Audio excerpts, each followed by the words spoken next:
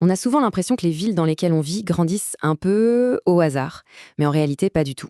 Chaque rue, chaque parc, chaque quartier est le résultat d'une planification hyper méticuleuse, un plan invisible qui façonne notre quotidien. C'est la question de base, en fait. Derrière nos villes, il y a une vraie intention.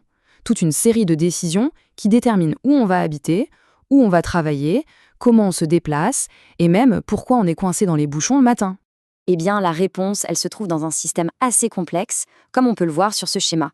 C'est un grand mélange de lois, de règles et d'outils qui fonctionne un peu comme le mode d'emploi de la ville. Et c'est ce mode d'emploi qu'on va décortiquer ensemble. Alors, ce système, il ne sort pas de nulle part. Il repose sur un cadre légal très clair. Ce sont les piliers qui soutiennent tout l'urbanisme au Maroc et qui décident si une zone sera résidentielle, commerciale ou si, heureusement, elle restera un espace vert. Ok, donc le truc à bien comprendre, c'est qu'il y a deux grandes lois. D'un côté, la loi 1290. Elle, c'est la vision d'ensemble, la grande stratégie qui dessine la ville de demain. Et de l'autre, on a la loi 2590. Là, on est dans le concret, dans le détail, les règles pour chaque projet, comme un nouveau lotissement par exemple. En gros, l'une dit quoi faire et l'autre comment le faire. Bon, maintenant qu'on a les grandes règles, il faut aller plus loin. Pour comprendre ce règlement, il faut d'abord parler son langage. Et c'est un langage qui a sa propre grammaire et surtout sa propre hiérarchie. Exactement, c'est ça qui est crucial. Il y a un ordre très précis. Un texte ne peut jamais contredire un texte qui est au-dessus de lui. C'est un système en pyramide en fait, qui garantit que tout est cohérent, depuis la grande vision politique jusqu'à la hauteur maximale d'un immeuble dans une petite rue. Tout en haut de cette pyramide, le chef, c'est le dahir. C'est un décret royal. Il ne s'embarrasse pas des détails. Non, il fixe la vision, les grands principes qui vont guider tout le reste. C'est vraiment la source d'autorité ultime. Juste en dessous, on a le décret d'application. Et son rôle est super intéressant. Il prend les grands principes de la loi et il les transforme en instructions concrètes. C'est lui qui explique comment sur le terrain on doit appliquer les choses. Et enfin, tout en bas de l'échelle, au niveau le plus opérationnel, on trouve la circulaire. Pensez-y comme une note de service pour les agents de l'administration.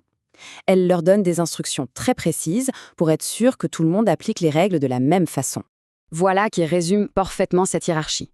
Ça illustre bien le flux, du haut vers le bas.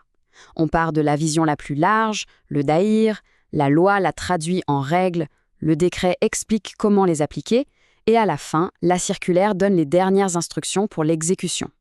Chaque étage précise celui d'avant. Allez, on passe à la partie la plus visuelle. Comment est-ce que tous ces concepts juridiques un peu abstraits se transforment en une ville bien réelle? Comment on passe du papier à la parcelle? C'est là que tout devient concret. Parce que les lois et les décrets, c'est bien, mais pour un architecte, un ingénieur ou un urbaniste, il faut traduire ça dans leur langue à eux, le langage des cartes. Le point de départ absolu, c'est de comprendre le terrain. Et pour ça, on a la carte topographique. C'est un peu la toile de fond. Elle nous montre le relief, les rivières, les pentes, bref, le paysage avant que l'humain n'intervienne.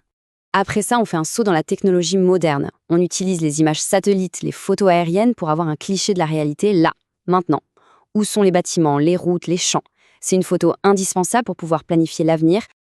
Et là, c'est une étape fascinante, la restitution. C'est le moment où on transforme ces belles photos en un plan technique avec des lignes, des symboles, des formes bien précises. C'est cette traduction qui rend la réalité exploitable pour les urbanistes. Et on finit avec le zoom le plus puissant, le plan coté. Là, chaque ligne est accompagnée de chiffres, de mesures au centimètre près. C'est ce document ultra détaillé qui va guider la pelle du bulldozer et la main du maçon. Au final, la prochaine fois qu'on se promène dans la rue, il faut se souvenir de tout ça. Chaque trottoir, chaque immeuble, chaque lampadaire est le point d'arrivée de ce très long voyage.